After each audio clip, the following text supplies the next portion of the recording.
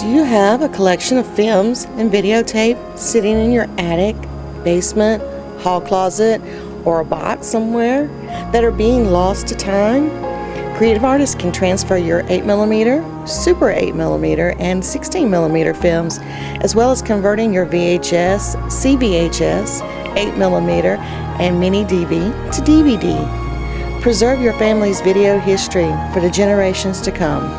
Creative Artists, 1113 West Spring Street, Monroe, 770-267-7368.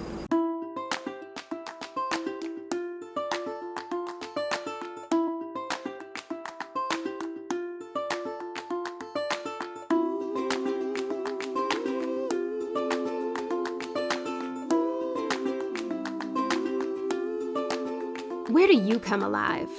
A stadium, lecture hall, a music hall, church potluck? This year, you have a new spot, walkgeorgia.org, a free website that provides you with all the resources needed to get your heart rate up and body out in your community. Sign up and receive individual or group fitness tracking, fitness demos by certified trainers, recipes, and a guide to resources in your Georgia County, all in one easy-to-use site. When you move more, you live more. walkgeorgia.org.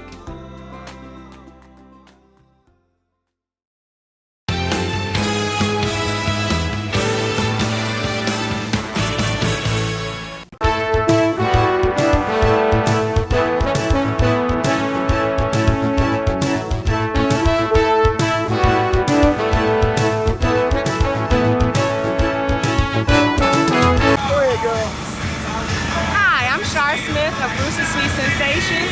We're located on Highway 138. Yes, that's right, with AJ. We're located on Highway 138, the bakery behind the car wash.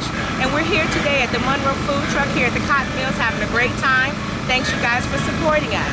We sell cupcakes, cookies, brownies, blondies. We have delicious ice cream. We do our cakes made to order, as well as we do wedding cakes, specialty cakes, and things of that nature.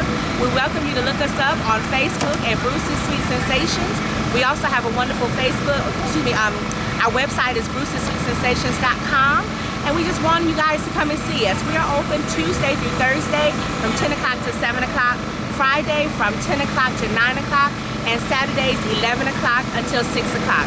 So we give you wonderful time to come in and spend some time with us. The first time you're a visitor, the next time you're a friend. Come and see us. We always got something baking. Sweet Sensations. Again, we look forward to seeing you guys soon. Be blessed.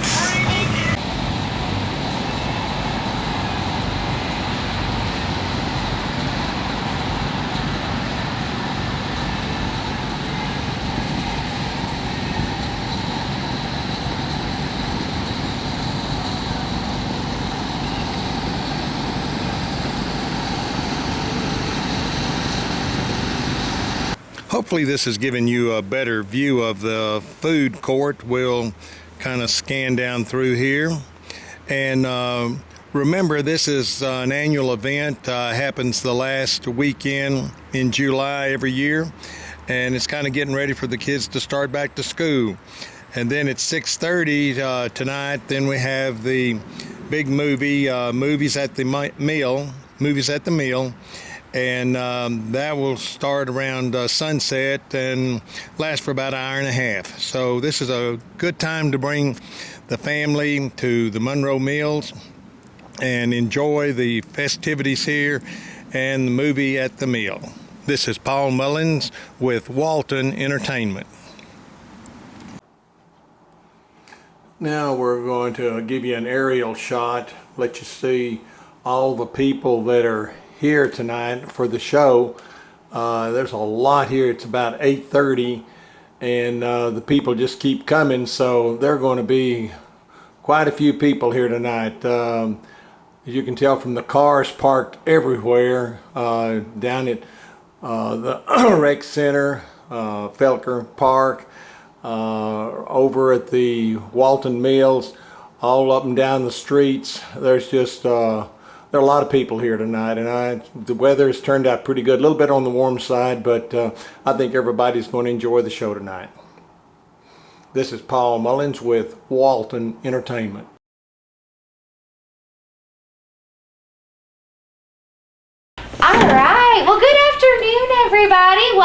Clearview. I'm so glad y'all are here. My name is Emily Russell, and I'm the Director of Marketing and Business Development here.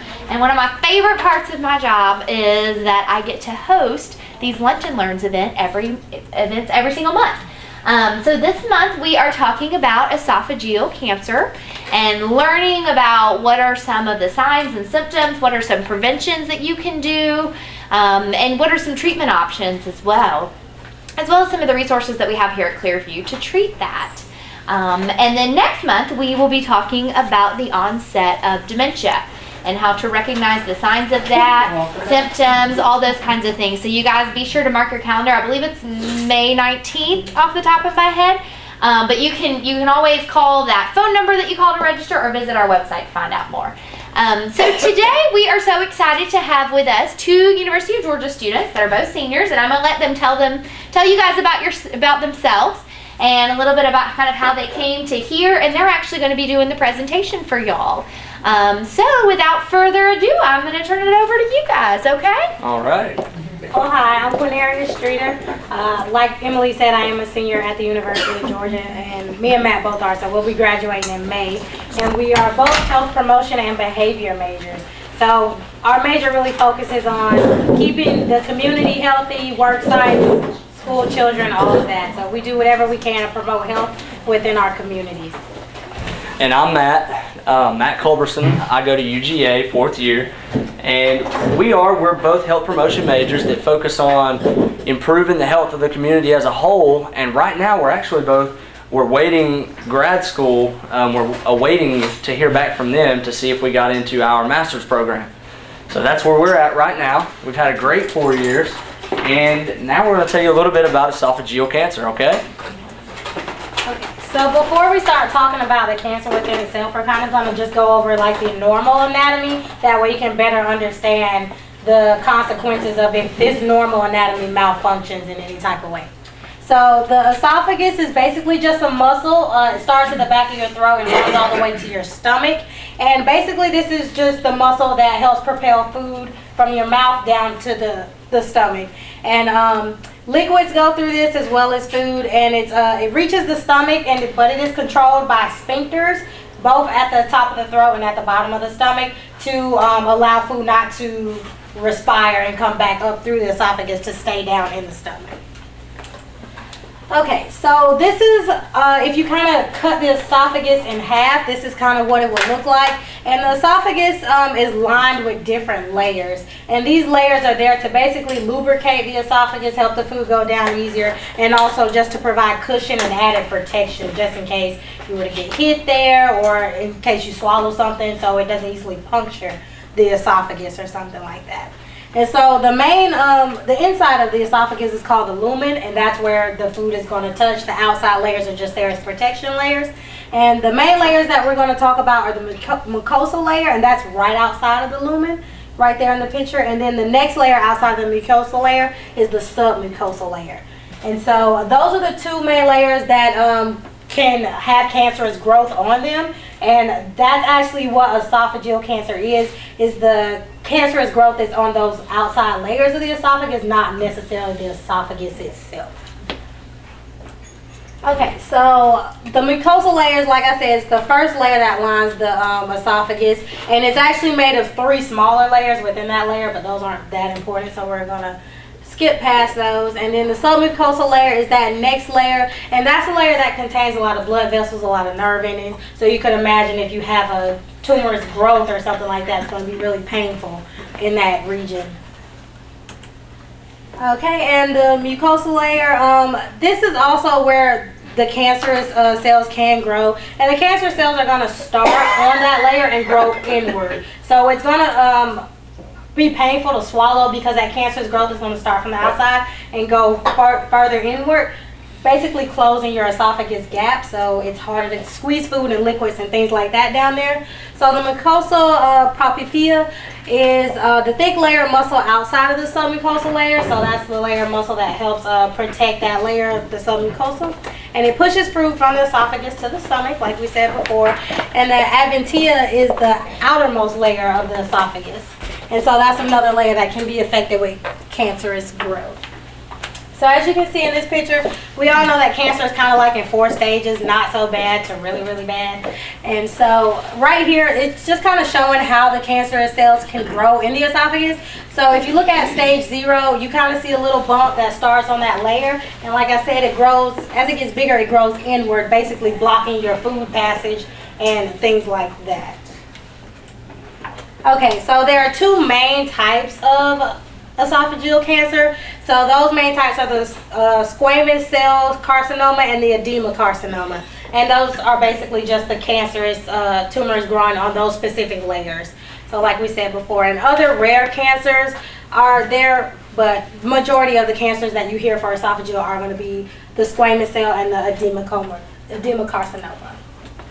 Okay, so as we can see with both of the cancers, there's really no way for you to tell the difference between which cancer you have, but as a physician, they can look in more closely and tell which type of cancer you have. But essentially, this is how both of the cancers are going to look. And the squamous cell carcinoma, it's important to know that that cancer is a lot more prevalent in African Americans.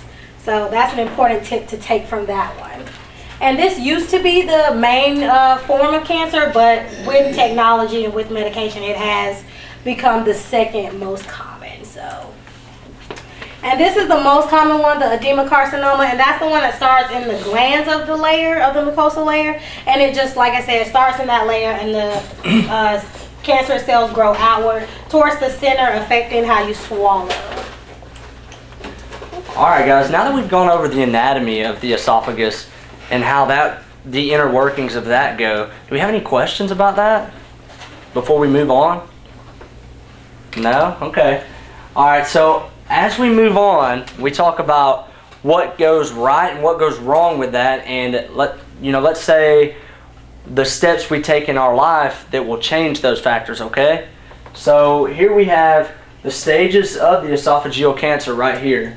All right, and then it goes in increasing order from, best to worst. In stage 1, that's basically describing a cancer occurring in the superficial layers. Superficial just simply meaning the top layers, okay? And that, if we catch it there, that's great. And that's a job of doing some screenings, taking the proper measures there to catch it in stage 1, hopefully before it gets to stage 2 or even stage 4, okay? And then in stage 2, when someone says stage 2, that simply means that it's going down deeper into the layers, okay? So it goes into like the lymph nodes nearby, and once it hits the lymph nodes, it begins to spread throughout your neck's tissues, and it begins to take a broader range throughout your body. And then once it goes throughout your body, we hit stage 4 in the cancer. Okay? And it's important to note about stage 4, that's really the stage where there are not many treatments available, because that's when the cancer is no longer just in the esophagus, it's moved to other parts of the body. So it's pretty much impossible to get rid of it. It's hard to target it once it gets there. You can't just, we have our treatment options, which we'll go over later, which may be surgery or attacking it with some sort of radiation or chemotherapy. But once those agents spread throughout the body, it's hard to just target it right here, okay? Because you've got it here and you've got it here too, okay? So let's go over some lifestyle factors that may increase or decrease our chances of getting esophageal cancer, okay? That's the main reason we're here today. We want to be able to prevent that and stop it right now, okay? So cancers that start in the esophagus are much more common than in men. Much more common in men than in women. It's 3 to 1 actually, which is, that's not good for us guys. Okay, so we have to understand that, know it, and take extra caution and extra preventable measures.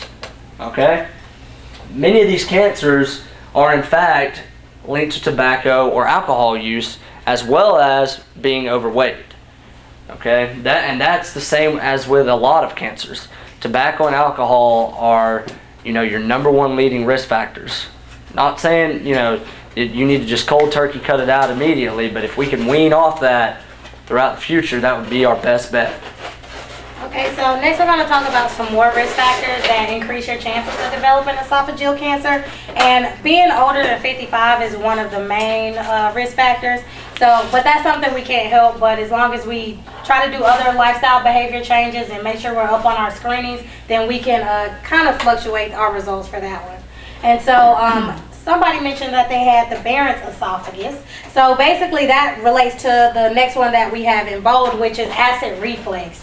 And so what acid reflux is just when you burp, it's just the acid from your stomach burns the lining of the esophagus. Because the acid in your stomach that's there to digest food is about a pH of 2. And that's really, really low on the pH scale. So it's really acidic. And therefore it burns the lining of the esophagus and it kind of damages those cells there and make them more prone to not being able to regulate their division, which leads to cancerous growth. And improper diet, like Matt just said, obesity is a risk factor for esophageal cancer. And lye, that's a chemical in a lot of workplaces, and it's also in a lot of hair products, relaxers and things like that. So trying to stay away from things like that. Like Matt said, a history of smoking, which can lead to throat cancer and lung cancer too. That's also a risk factor. And HPV, if you've ever had HPV, that also is shown to increase your risk for esophageal cancer. What is HPV?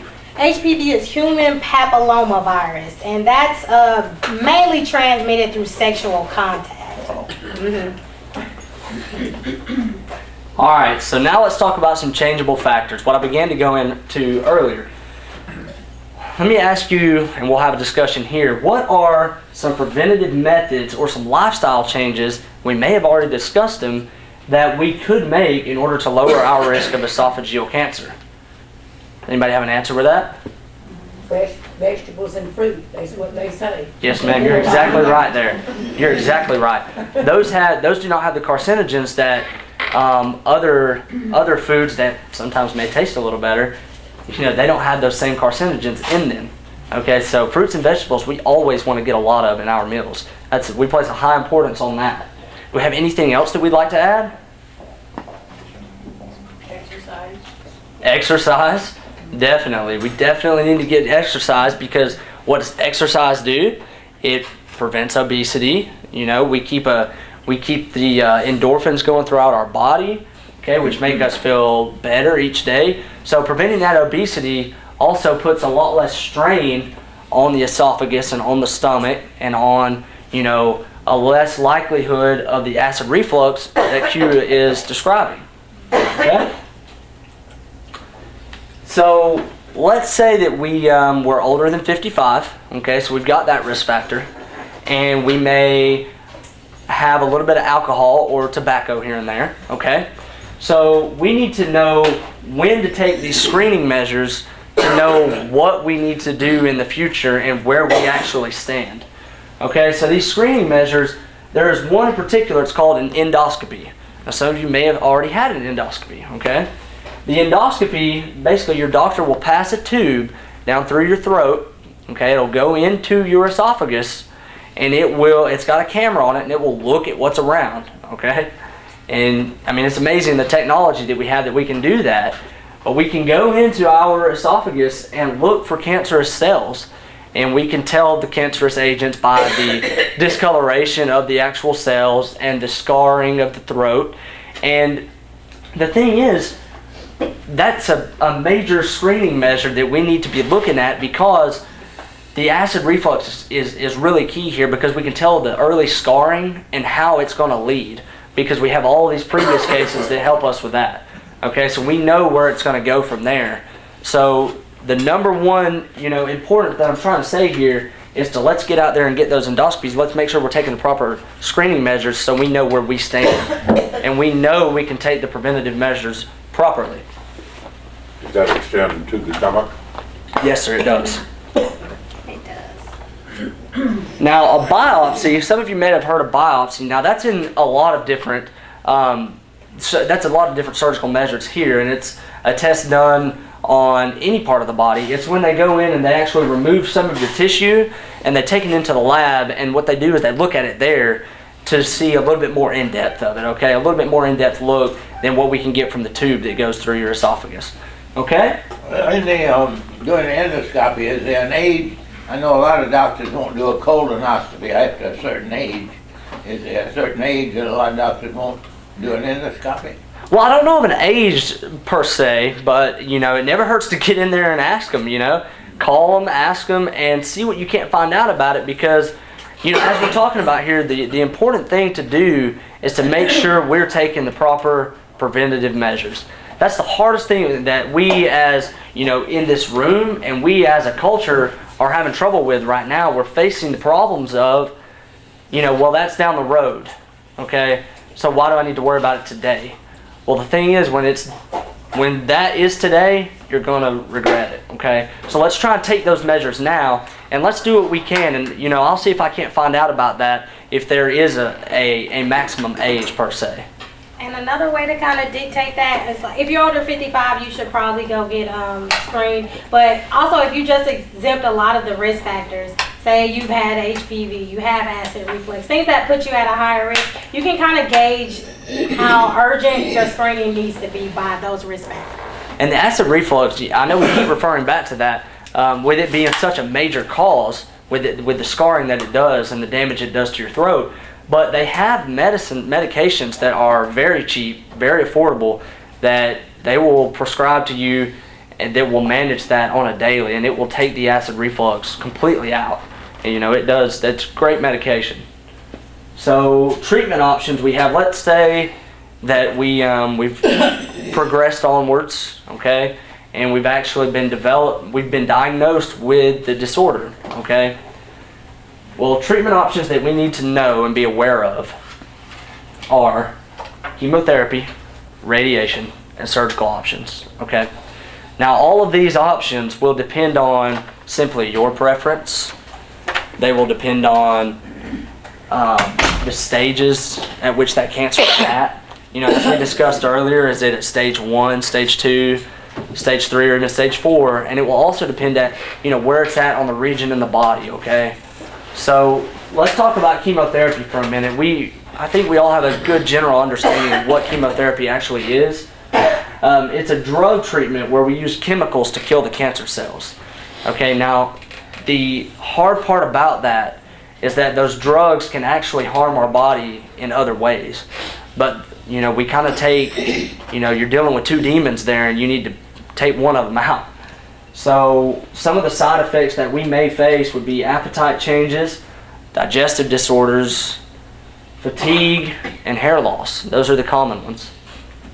As we move on, we've got surgical options. Now, in surgical options, we can remove a very small tumor.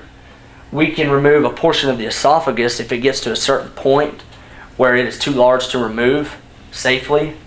Then we'll actually take out part of the esophagus right there and sew it together, okay? And then lastly, we can remove part of the esophagus as well as the stomach, okay? And, that's the extreme measure there, but, if it's in your best benefit, that's what we're looking at. And then here's a little bit of statistical representation that can sometimes it helps to know things in numbers, okay? Sometimes it helps to understand a little bit in numbers.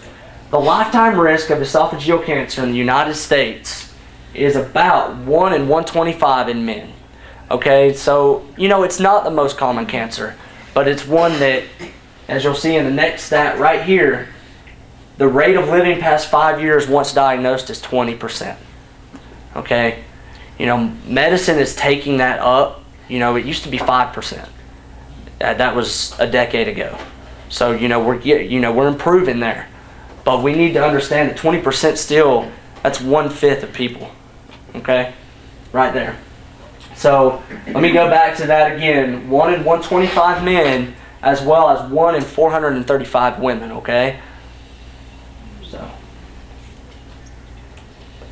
And then guys, if we have any further questions that we may not be able to answer, or we may not be able to find a doctor in here that knows the answer, visit a couple of these websites online. Go to the Mayo Clinic. Go to the American Cancer Society. Visit the CDC website, okay? That's a great one. It's governmental. Or also the National Institute of Health. These are great websites to go and visit, learn a little bit about it, become educated, and make sure that we're taking the proper preventative measures, okay? Let's make sure that we make that a priority.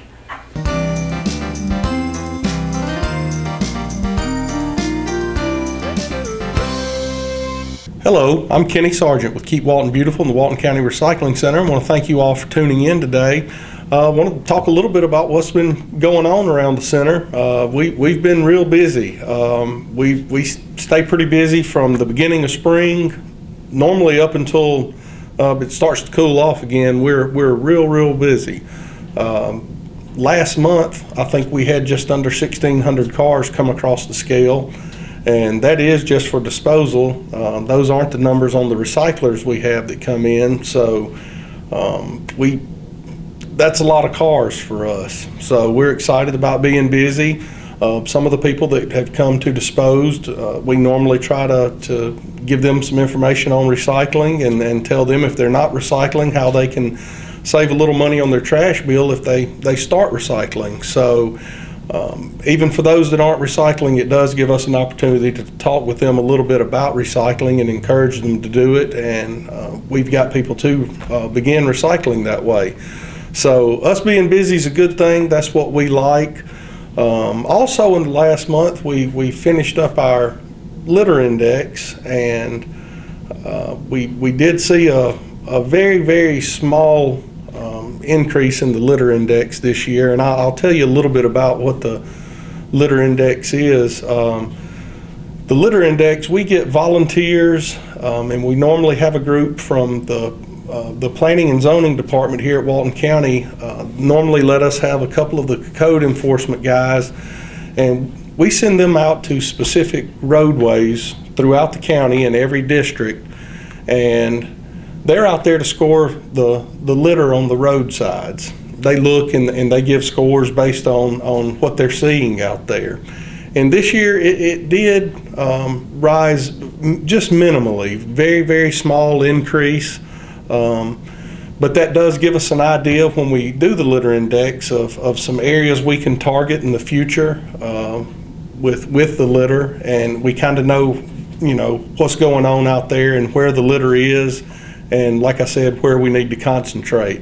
So we will target some of the areas that we've noticed a little bit of an increase in, and we'll try to do our part to get that a better score next year. And it's also a good opportunity to remind you guys to secure your loads on the back of your trucks and things like that. A lot of the things we find out there when we're looking is obviously things that probably blew off the back of the truck or whatnot, but it is litter. So the things that can be easily blown, go ahead and get those off your truck.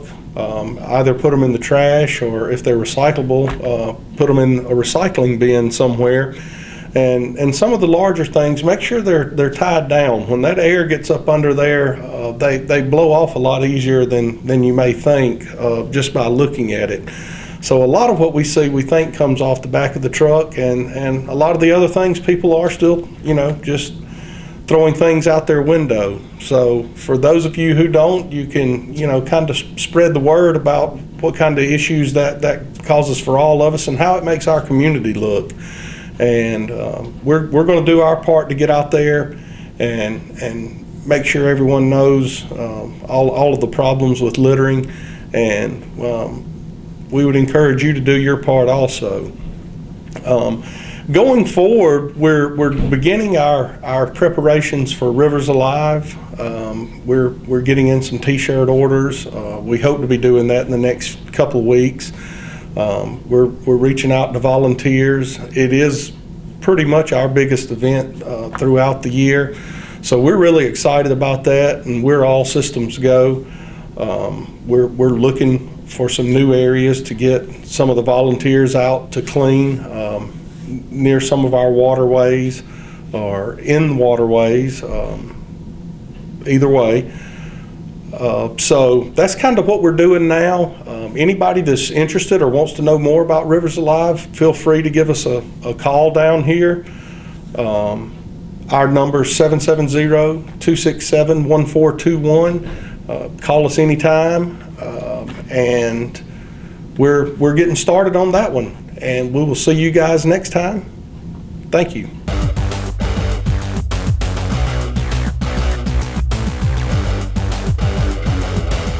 Hi, I'm Jody Johnson. I'm here with the Recreation Report. This week we're going to do a little bit different. We're going to start possibly every other month, at least doing something with the seniors.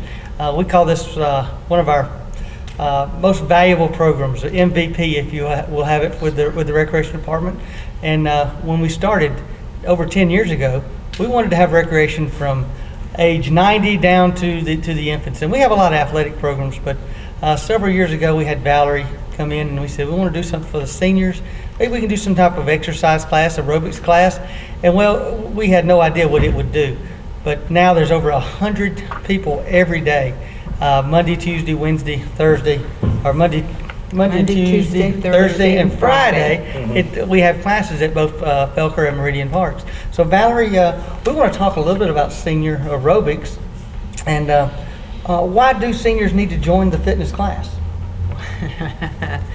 Well, you know, we have a growing population of seniors, and they forecast for the year 2020 that we're going to have 7 million of us. And yeah, it's a lot of us. I include myself. And so it's very important with the rising cost of medical bills, to stay healthy, to stay in shape. Well, we brought also several of the class members with us here today, and we're going to ask a few questions and see if we can get some insight on the aerobics class. We have John Ward here with us today. He's a longtime member. And John, what are some of the other things that members get out of the senior fitness other than just the exercise portion? Well, you get a lot of camaraderie too. All we get to be good friends and everything. And they have people come in to teach us how to keep our balance, not fall or anything.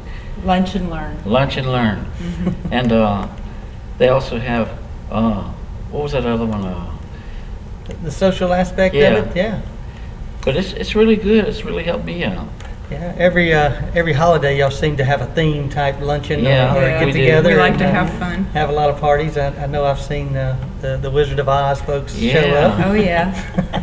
It's really great.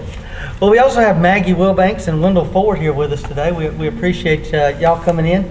And what would you recommend for a diet to maintain a healthy lifestyle? Well, the first thing you do is stop having fast food.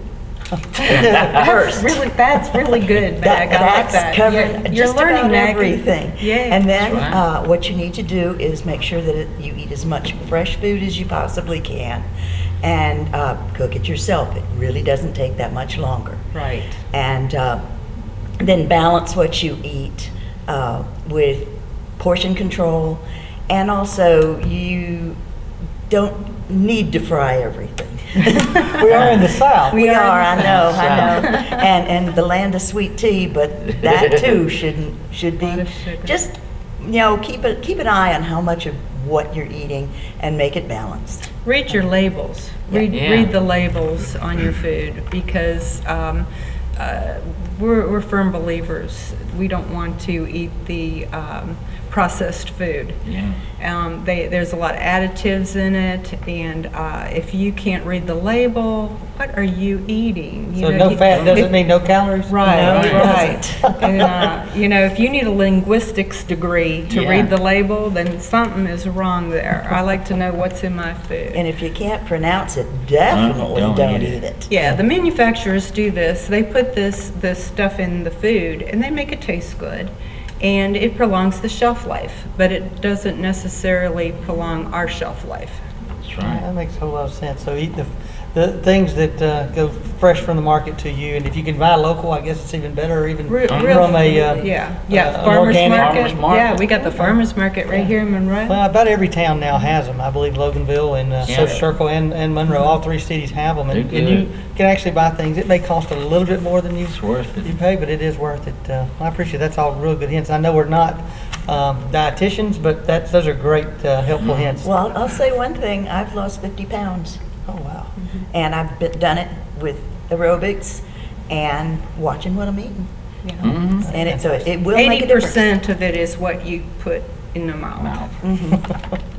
Well, I've got a few questions on how would you encourage, and this is for anybody that wants to answer it, how would you encourage a senior who says, and this is what I get when I tell a senior, you need to come to the senior aerobics class, well, I'm not good enough, I'm not in shape, or I'm not coordinated enough to do aerobics. Right, right. I have a few people that do come in and tell me that, and I like them to feel that a lot of them come in and they feel like they can't do it, and when they leave, they go, I can do that. So it's really not as hard as you think it might be, and just watching it sometimes scares them away, but actually doing it, we don't have any quick changes. Very little, very little. I always tell them to modify right. You know, we've got all ages from 50s on up to 94 years old. We have people come in a wheelchair or a walker, or whatever it has to be to get into the room, and then there's a chair for everybody. As long as you keep moving. Just keep moving. And if it's just your limbs, that's fine. They roll in, but 6 months later they're dancing out. A lot of them we are. hope so, yeah. They're doing great. Yeah. Yeah, what about the ones that are on the other end that says, well, I'm just not that old. I'm not going to do that senior aerobics yet. Well, it's not for everybody, you know, and I have a lot of seniors that are in their 70s that are doing hip hop. And they're doing the younger classes and Zumba, and you know, so maybe they want to try those other classes. You know, if they want to stay active, if they want structure. A lot of people are active enough, they go out and they're running, you know, they're biking. They're walking. Yeah, yeah. Well, one of the last questions is, hopefully we've sold at least one person that wants to change their lifestyle, wants to change their eating habits, and wants to talk to people that might know that may be going through the same thing. So you can come to the classes, and that's part of the social aspect that we're talking about. Right. It's just coming and having that board of people to talk to. A lot of good things that happen from this class are going to be from the neck up. Yes. Stress reliever. It's like a big family, too. Socializing.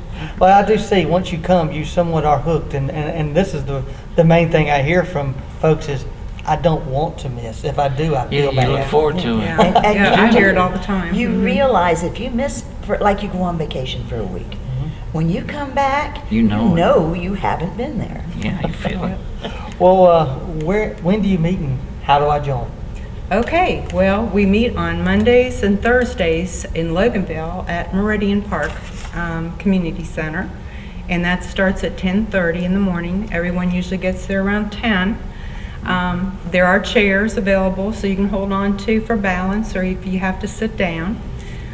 You fill out this registration form for me and give it to me before class. You're good to go. There is a doctor consent form also to fill out, and you take that to your doctor when you get a chance, or drop it off at your doctor's and let him fill it out. These are just good things. They love to sign off on these. Are these on our website? Yes, they are. And they love to sign off on these, and I'm sure that he'll be very, very happy with you that you have that you've decided to make this change in your life. But he'll let you know what kind of medications you're on that might affect your heart rate, or any limitations that you might have with, you know, weights. Maybe don't lift anything over 5 pounds, and or what you can do. And then we meet also on Tuesdays and Fridays at Belker Park over here in Monroe at 10:30. And if you can't make one class, you can come to another one. It's free. So, and you can come to all 4 if you want to. Yeah. And I have many people that do come to all 4. Yes. So what is the price? What is it going to cost? It's free. It's free. Thanks It's to the free. thanks to the county commissioners. The county, They've, yes, they've exactly. allowed this to be a free program for all seniors that live in Walton County, and we encourage you to come. And it is one of our, as we call our most valuable programs that we have. And we also have programs that have spun off of this. So I don't think this is the only class we have. We started out with this with just a few people, and like I said, now there's over 100 to 110 each week. We seem to keep in each class. Each class. We keep having to buy chairs. It's just growing at such a rapid pace, so that's a great thing. But even from there, like I said, they spin off. We've got a knitting class. We have another aerobics class that may be a little more advanced, and other classes come from this. So, like I said, it's more than just an exercise class. It's a lifestyle change for all the seniors that join. So I do encourage you to do that. We love it. So I appreciate all of you coming in, and next time we meet, we'll actually show some of this class in action, so you can see what's actually going on. Maybe you can join in with them for the few minutes that we have you there watching, and we appreciate all of you coming and taking your time to be on the program with us. We also want to encourage you to join our community centers. This is time for the renewals. It's only $104 per year per family. If you are 60 and over, it is free for you as well. You do have to buy a one-time membership card that will allow you to get into the door.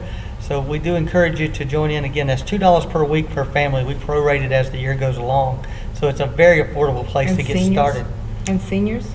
And seniors. And seniors. Free. Yeah, they're free for anybody that's 60 and over. So we encourage you to do that. We have a lot of outside walking trails. It's a little hot, but early in the morning, late in the evening, it's a great place to get out and walk, either at our Meridian Park, Felker Park. We're renovating some things out at Crystal Park to make the walking a little better out there. So we have a lot of outside walking places for you to exercise and create that great healthy lifestyle that we want to encourage here in Walton County, from the young kids playing athletics to the older folks doing some type of healthy lifestyle. So again, next time we'll have some type of aerobics program going on. So until next time, thank you very much.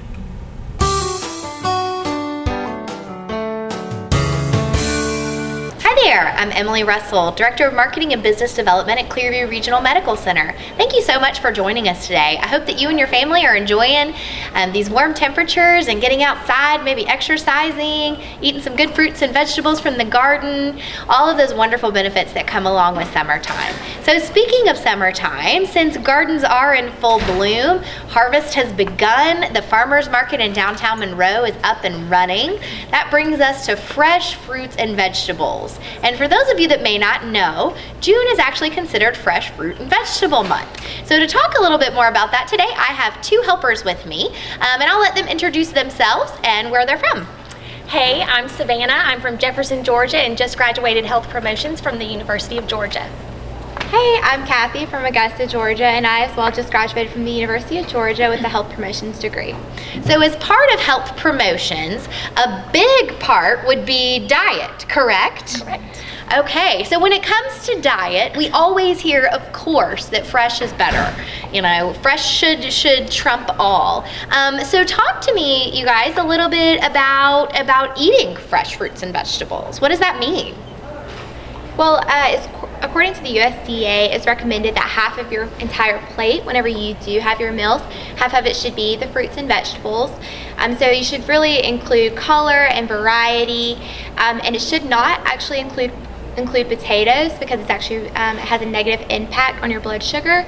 And then the other quarter of your plate should include protein with fish, poultry, beans, and nuts, and should kind of limit the bacon, cold cuts, and any preserved with meats.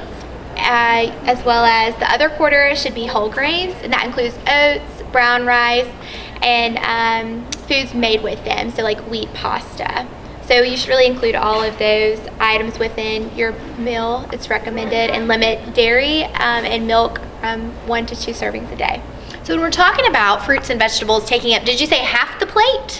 Half the plate, and you said use color and variety. So what would be an example of color? What do you mean by that? You should have a good variety, so like orange for like carrots, and getting certain types of carotenes and vitamins and minerals, whether it be from green beans and squash. Having a good mixture of different colors means you have a good variety of those different types of nutrients and minerals. So if I'm looking at my garden at home, I might have green peppers, I might have spinach, those are both green, so maybe vary that with a tomato or a carrot or a squash, something like that to get some variety in the color. So what you're actually saying is the color variety dictates nutritional variety. Right.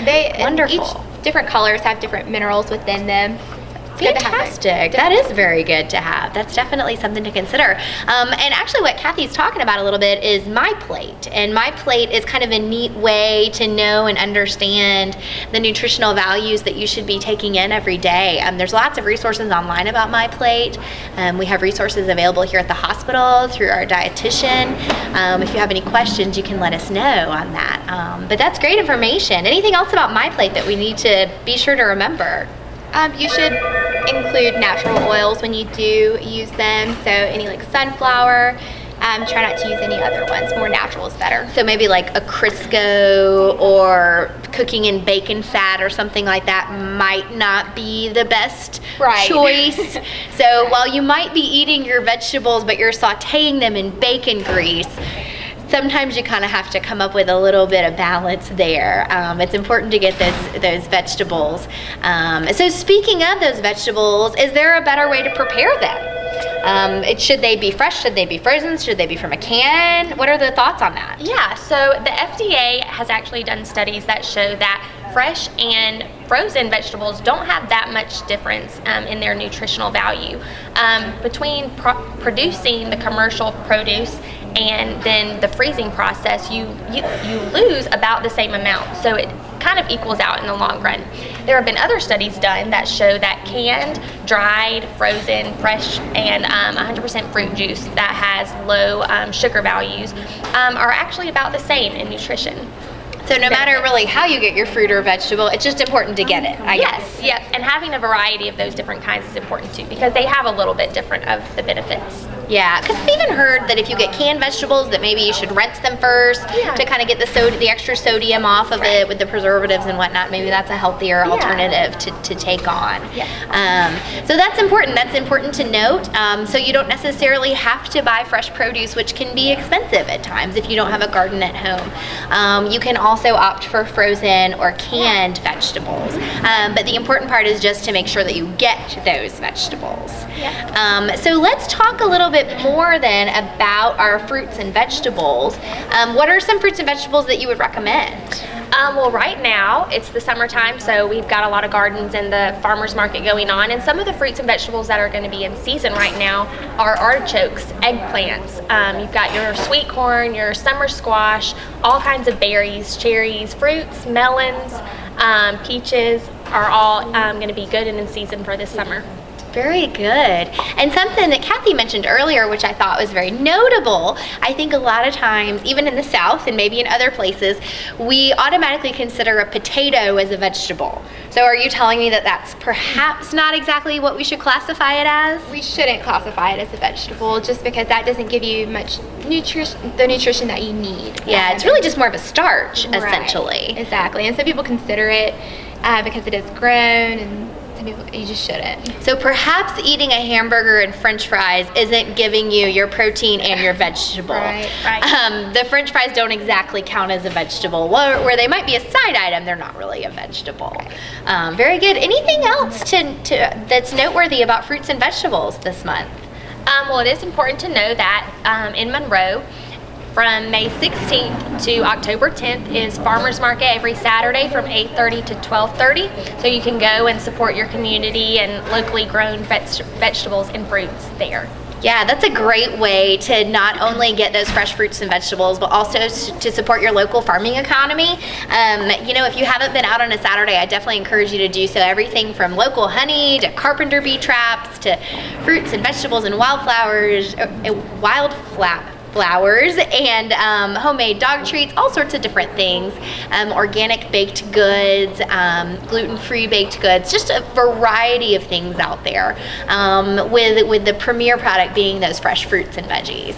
So definitely be sure and check out the Monroe Farmers Market or any other farmers market that might be around. It's just a great way to get that color variety that we were talking about on your plate when you're consuming.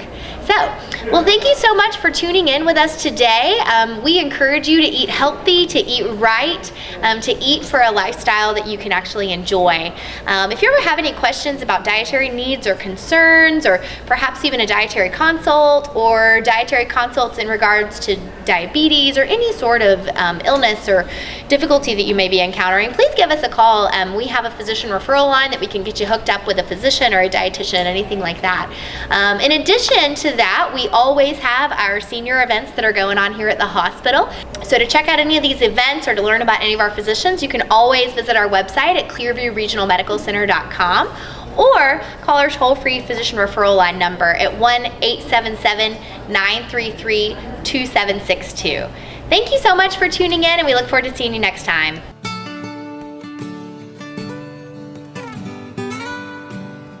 Good morning, everyone, and my name's Joel Burnsett. I'm the Agriculture and Natural Resource Agent and the County Coordinator for the Walton County Extension Office and the University of Georgia. I'm here this morning to talk with you about a few things that popular topics that might be going on during the middle of the summer with your lawn and your garden. The first thing I'd like to talk about is we are right in the time to treat for mole crickets in your lawn. If you're not familiar with mole crickets, they're small little insects that tunnel under the ground and look like crickets. You usually see their damage in their lawn early in the spring, so late March, early April, people will see small tunnels in their yard, smaller than like moles will tunnel, so they're not huge tunnels, but they're small tunnels. And they feed on insects under the ground and cut the roots of your grass. And so where those tunnels are, people might start seeing patches of the grass dying. The bad thing about it is when you see the damage in early spring, you cannot treat for them. It's not the correct time to treat because they have laid eggs at that time. So if you treat in early spring, you will kill the adults, but then around this time is when the eggs that they have laid will be hatching. So you're basically throwing your money out of the window if you treat in early spring, because you could have killed all the adults, but about this time you'll see a bunch of small insects emerge. So now's the time to treat. You can go to any store that has a lawn and garden center and most likely find an insecticide that is labeled to apply to your lawn for mole crickets or other insects. And now's the time to apply, late June, early July. And this will kill the adults and the eggs and the baby insects that they have laid. So now's the time to get that out of the way if you saw mole cricket damage in the early spring in your lawn. The next thing I'd like to talk about is for the people who are working in their lawns that did not get their pre-emergent out to kill the weeds. Now's the time to be applying. A lot of people are applying post-emergent herbicides, which is for the weeds that are out in your lawn. Now's a good time to do it, but with the heat waves we've had and the really high dry weather we've had, high temperature dry weather we've had, I would really suggest to hold off, because if you apply a post-emergent herbicide to your grass in high temperatures like this, it can make the chemical react a little differently. It can become very volatile, and that can lead to damage to your grass. So we don't want to damage your grass. So if you really have to apply a herbicide, I would really keep an eye on the weather and apply at times that are below 90 degrees. We don't want to apply it to the lawn when it's above 90. The third thing I like to talk about is it's not really a new insect, but it's been around the state for several years now. But UGA Extension is partnering with the Georgia Forestry Commission, and we're trying to educate people on awareness of the pine beetle. The pine beetle is been found across the state, and they attack pine trees. So if you have pine trees in your lawn or your yard around your house, and you're noticing that they're yellowing, a yellowish tint, or they've turned red and they look dead, then you might want to call the extension office and have us come out and look at the tree and assess the situation and see if pine beetle is in the tree. Because they can spread, even if they've infected one, they will go from one to the other and kill all the pine trees. It's really had a huge effect on the pine trees in Georgia. UGA and the Georgia Forestry Commission, we're doing a lot of research on this insect, and if you call us, if you notice any symptoms, there are sprays you can spray on the healthy trees, because once they attack a tree, it's too late. You can't stop them. You cannot get them out of the tree. They will kill that tree. But if we can get out there early enough and get a positive ID that pine beetles are there, then the other healthy pine trees in your area, we can spray them and they will not affect those trees. So that's something to research, or either call the office and I'll be happy to share more information with you on that. But that's a hot topic right now also. And right now, we're in the middle of the summer. Our vegetables are needing a lot of water, so make sure you try to irrigate if you have irrigation. And if not, then hopefully it'll make it through. But it's been kind of dry. We need more rain, more thunderstorms to come through. But as I always say, scout your gardens every day. Look for any signs of diseases or insects. And if you have any questions, just give me a call. I'll be happy to talk with you over the phone and answer any questions. Or I can come out and we'll take a look at your lawn or garden together and see what we can do. But thank you and have a great weekend. Hey, thanks a lot for tuning in today. As usual, we're going to show you some of the dogs and cats that are available for adoption here at the Walton County Animal Shelter. You know, temperatures are getting real high out there now, and we're getting a lot of calls. You know, you might think, well, I'm just going to run into the store for a few minutes.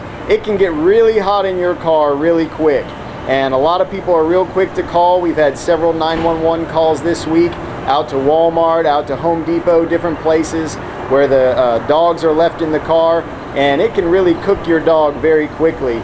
And believe it or not, there is an ordinance out there that says we can enter a vehicle and take that dog out and charge an owner. We don't really want to do that. We just want to have you keep your pet at home, or maybe keep the air conditioner on in your car while you're out. But you know, when it's real hot, just leave them safe at home, run your errands, and then come home and play with your dog. Also, we're getting calls about dogs that are chained up outdoors. Yeah, we have problems in the winter time, but it can be a real problem in the summer too. If you don't like to stand out in the full sun, I guarantee your dog wearing that fur coat doesn't like to do it either. So make sure you have a shady spot for them, or bring them in the house, and plenty of water. We've investigated calls of dogs with heat stroke. We even had one call already this summer where there was a trapped cat that had died. Someone set a trap out in the sun, hadn't been trapped for more than an hour, and the cat passed away in that full sun. So just be smart in this hot weather. You know, they're wearing a thick fur coat and don't want to be out in that just as much as you don't want to be even wearing shorts. So just think about your pet and bring them inside and do right by them. And so now we're going to show you some of the dogs and cats that are available for adoption here at the shelter. We have us a nice red young Pomeranian here. He is just as sweet as he can be. He's nice. These are nice, good pets right here. I have one myself, but it's blonde. But now's your chance. This is Rocket. He's about 4 months old. He's a Dachshund Beagle mix. He is not neutered. He's a little skittish, a little scared, but he needs a good home. This is Juliet. She's a Border Collie mix, about 7 months old. She's already spayed and has all of her vaccines and everything. She's a really sweet girl. She's already been learning some tricks and working on housebreaking. This here is Tater. He's about 7 or 8 years old. He's a long-haired senior Dachshund, black and brown. He's very sweet, unneutered male, and he's looking for a great home. Okay, we have litter mates.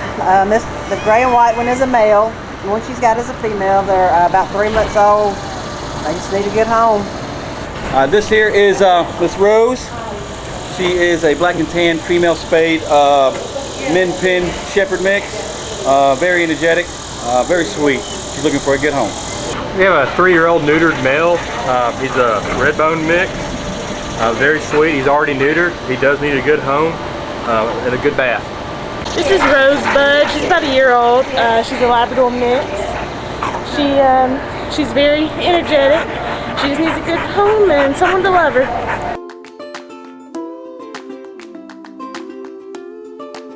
Where do you come alive? A stadium, lecture hall, a music hall, church potluck? This year, you have a new spot, walkgeorgia.org. A free website that provides you with all the resources needed to get your heart rate up and body out in your community. Sign up and receive individual or group fitness tracking, fitness demos by certified trainers, recipes, and a guide to resources in your Georgia County. All in one easy-to-use site. When you move more, you live more. walkgeorgia.org.